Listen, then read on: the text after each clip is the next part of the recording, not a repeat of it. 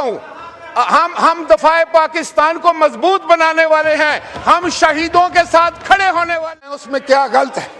اگر آپ گالیاں دیں گے تو گالی کا جواب گالی آئے گا، آپ بدتمیزی کریں گے تو اس کا جواب بھی آپ کو ملے گا۔ انتہائی اکثریت کے ساتھ آئین میں ترمیم ہو سکتی ہے، آپ کو کیا پتا کیا ہوتا ہے قانون سازی، آپ تو کمیٹیوں سے باہر بیٹھے۔ راجہ پرویز اشرف نے آج دھواں دار خطاب کرتے ہوئے عمران خان کی رہائی کا مطالبہ کر دیا۔ کہا کہ آصف علی زرداری صاحب، یہ بات سچ ہے کہ ہم الیکشن ہار چکے تھے، ہمیں فارم 47 کی بنیاد پر جتایا گیا۔ ایسی حکومت پر میں لعنت بھیجتا ہوں جو کسی کے ووٹ کے بدلے ملی ہو۔ فارم 47 کا وزیر اعظم آصف علی زرداری کو چور کہتا تھا، آج ہم دوست کیسے بن گئے؟ کیا عوام کے پاس ہم نے ووٹ لینے کے لیے نہیں جانا؟ یہ بات بھی سچ ہے کہ 8 فروری کو عوام نے پی ٹی آئی کو ووٹ دیا، ہم لوگوں کو مسترد کر دیا اس لیے کہ ہم نے عمران خان کی ہر بات کو سچا ثابت کیا۔ خدا کا واسطہ آرمی چیف صاحب عمران خان کو رہا کریں ورنہ دیر ہو جائے گی۔ آئیے ناظرین، پہلے یہ دھواں دار اور زبردست ویڈیو دیکھتے ہیں، پھر اس پر بات کریں گے۔ چینل کو سبسکرائب لازمی کر لیں اور بیل آئیکن کو پریس کر لیں۔ آپ کی محبت اور پیار کا شکر گزار ہوں۔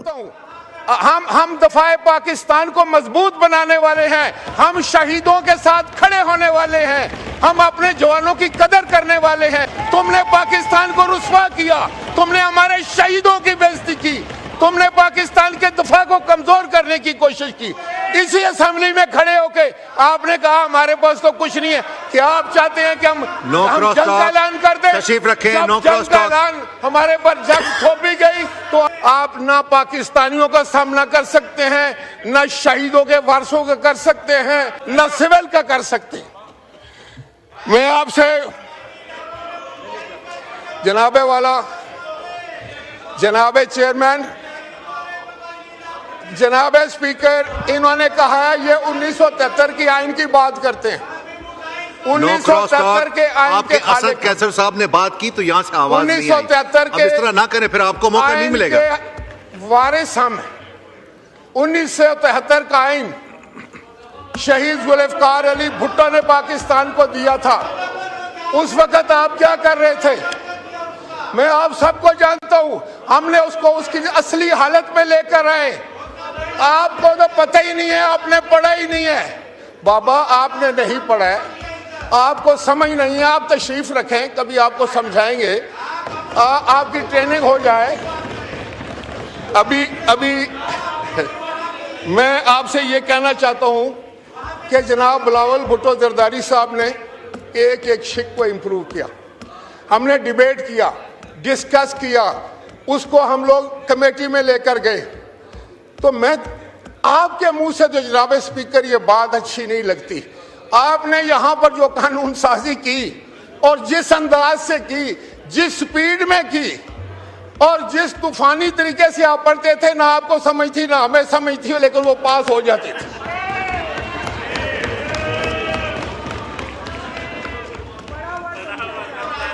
میں آپ کو یہ بتاؤں کہ پریزیڈنٹ جو ہوتا ہے، دیکھیں ہم نے آپ کی بات بڑی، دیکھو آپ شور بچانے والی مشین تو ہو سکتے ہیں، پارلیمنٹیرین بنے، ہم نے بڑے تحمل سے آپ کی بات سنی۔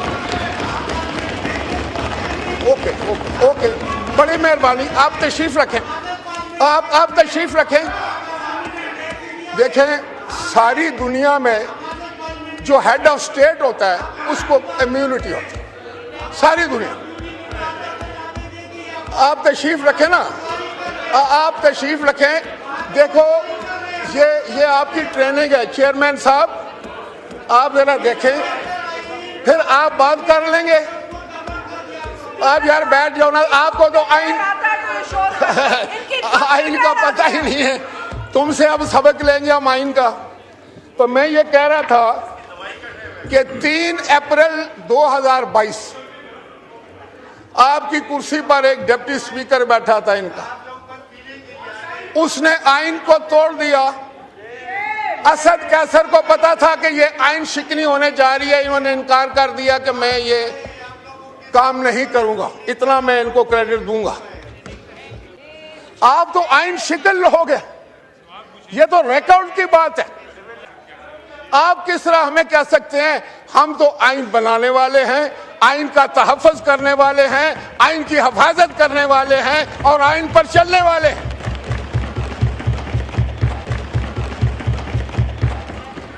آپ ہر روز رونا روتے ہیں کہ آپ کا کوئی قیدی ہے، نمبر اس کا کوئی 804 ہے اور اس کو آپ رہا کرانا چاہتے ہیں، تب پھر آ کر فیصلہ کرنا۔ ہاں شور مچانے کا کوئی فائدہ نہیں۔ باقی یہ ہے کہ عوام بھی آپ کو پہچان چکے ہیں، عوام کو سمجھ آ چکی ہے کہ آپ شور تو مچا سکتے ہیں، آپ جھوٹے نعرے لگا سکتے ہیں، آپ جھوٹے وعدے کر سکتے ہیں۔ آج میں پتہ کروں کہ آپ 4.25 سال رہے تھے حکومت میں، کہاں گئی وہ؟ آپ نے پاسپورٹ کی عزت کرائی تھی، آپ نے پاکستان کو اوپر لے کر گئے تھے۔ ایمانداری سے بات کریں۔ کرپشن کے تو آپ کی داستانیں، کرپشن کی داستانیں ہیں آپ کی۔ آپ نے ساری دنیا میں ملک کو رسوا کیا۔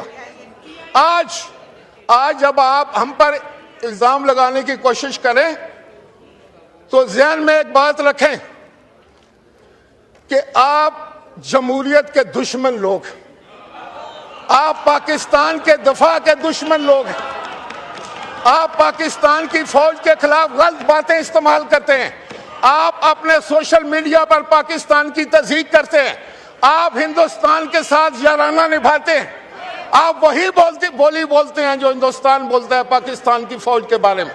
یہ ہم لوگ برداشت نہیں کریں گے۔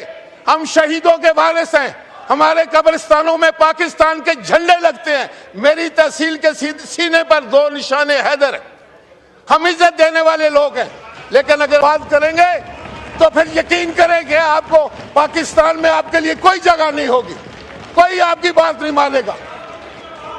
آپ نے پاکستان توڑا، پاکستان کا آئین توڑا، پاکستان کے قانون کو توڑا، تو آج آپ کس طرح کہہ سکتے ہیں؟ آپ لوگوں سے میرا ایک سوال ہے، جو لوگ ایک دوسرے کو چور کہتے تھے، میاں شہباز شریف صاحب کہتے تھے کہ آصف علی زرداری کا پیٹ پھاڑ کر ہم منی لانڈرنگ کے پیسے نکالیں گے، آج ایک ملک کا صدر ہے اور دوسرا وزیر اعظم ہے، ایک دوسرے کو چور کہنے والے ایک پیج پر کیسے آئے؟ کیا یہ عمران خان کو شاباش نہیں دینی چاہیے؟ اپنی رائے کا اظہار کمنٹ سیشن میں ضرور کیا کریں، آپ کی رائے ہمارے لیے بہت قیمتی ہوتی ہے۔ آپ بیٹھ جائیں، بنگلہ دیش جس نے بنایا وہ بھی ہم جانتے ہیں، ہمیں پتہ ہے، لیکن آج جناب اسپیکر میرا کہنے کا مقصد یہ ہے کہ اگر یہ لوگ پرسنل اٹیک کریں گے، ذاتیات پر حملے کریں گے، آپ اس میں کوئی اگر آپ میں سمجھدار آدمی ہے تو جس دن وہ بل پیش ہوگا اس پر آپ تنقید کریں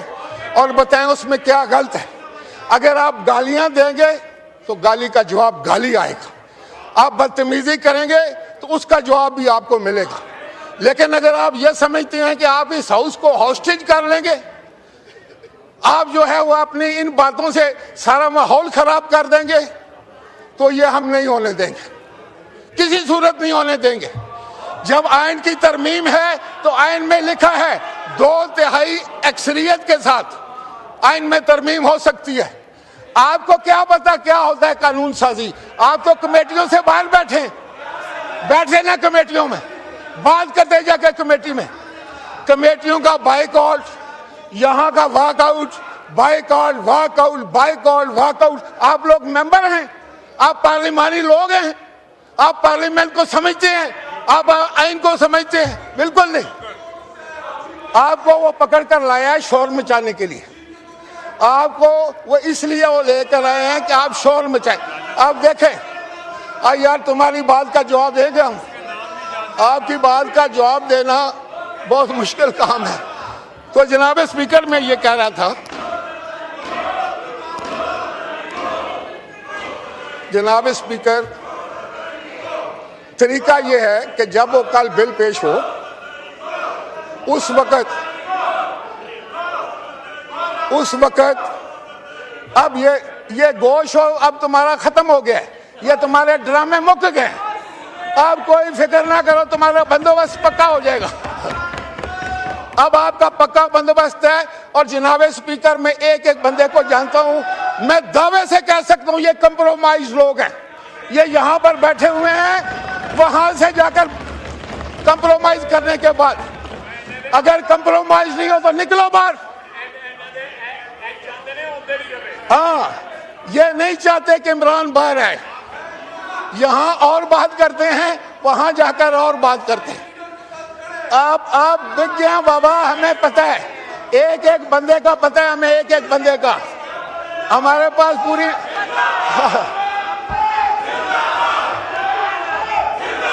इससे आगे कुछ नहीं है। वो मेरा ख्याल है,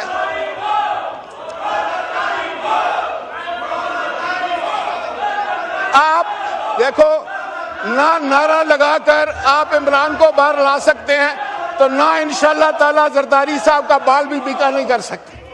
आप में इतनी हिम्मत ही नहीं रही है। नाज़रीन इकराम, आपने राजा परवेज अशरफ की गुफ्तगू सुनी। राजा परवेज अशरफ साबिक वज़ीर आज़म भी हैं और ये पाकिस्तान की सियासत को बहुत करीब से जानते हैं। नाज़रीन, राजा परवेज अशरफ ने काफ़ी तनकीद की है नून लीग की हुकूमत पर। राजा परवेज अशरफ का कहना था कि PTI वाले भी जो हैं वो चोर हैं, इन्होंने फ़ौज के ख़िलाफ़ नारे लगाए, इन्होंने पाकिस्तान के इदारों के खिलाफ नारे लगाए जो कि नामुनासिब थे। राजा परवेज अशरफ का यह भी कहना था कि इमरान खान ने लोगों को गुमराह किया, नौजवानों की जेन साजी की, सबको चोर कहने वाला आप खुद चोर निकला, तोशा खाना की घड़ी चुराई और पता नहीं क्या क्या इन्होंने इल्ज़ाम लगाए। राजा परवेज अशरफ का यह भी कहना था कि जो PTI के स्पीकर थे कासिम सूरी, उन्होंने आइन शिकनी की, आइन तोड़ा और आइन तोड़कर वो अब मुल्क से फरार हैं और मुल्क से भाग चुके हैं। नाज़रीन, जो भी इल्ज़ाम लगाना चाहते थे राजा परवेज अशरफ ने इल्ज़ाम लगाए, मगर सबूत किसी भी चीज़ का या किसी चीज़ का सबूत नहीं दे सके। राजा परवेज अशरफ को ये भी याद होना चाहिए कि जो इनको सीटें मिली हैं ये भी मांगे तांगे की सीटें मिली हैं और सिंध में इनकी हुकूमत है, तकरीबन 25 साल से इनकी हुकूमत है सूबा सिंध में। तो इन्होंने सिंध में कौन से ऐसे तरक्याती काम करवाए हैं जिस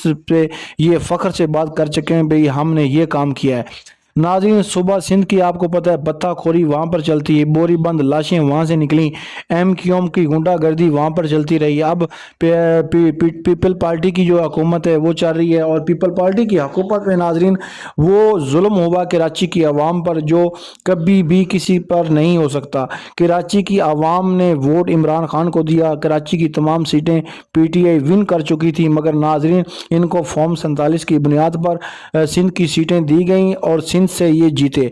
पंजाब में तो पीपल पार्टी का वैसे सवाया हो चुका है और खैबर पख्तूनख्वा में भी इनका सवाया हो चुका है। खैबर पख्तूनख्वा में मौलाना फजल रहमान और अहमद वली, ये जितनी भी जमातें हैं नाज़रीन सबका सफाया हो चुका है। नाज़रीन, इमरान खान के ऊपर घड़ी का एक झूठा और बोंडा केस बनाना नाज़रीन ये कोई भी पाकिस्तानी नहीं मान सकता।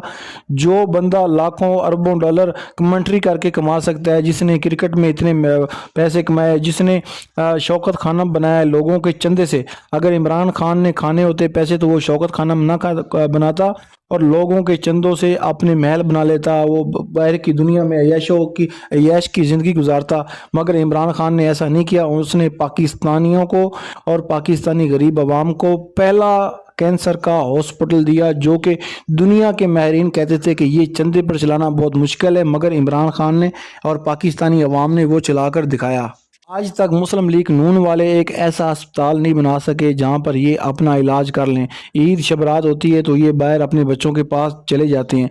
नाज़रीन, इनको चाहिए कि ये इस मुल्क के सरबराह हैं और अपने बच्चों को पाकिस्तान में बुला लें। हाँ, नून लीग के साथ भी ज्यादती हुई और जुल्म हुआ, मगर इसका मतलब ये नहीं है कि आप भी वही काम करें जो आपके साथ हुआ है। नाज़रीन, अगर आपको ये वीडियो अच्छी लगी तो वीडियो को लाइक कर दें, चैनल को सब्सक्राइब कर लें और बेल आइकन को प्रेस कर लें। मिलते हैं एक न्यू वीडियो में, तब तक अपने मेज़बान को इजाज़त दीजिए। अल्लाह हाफिज़।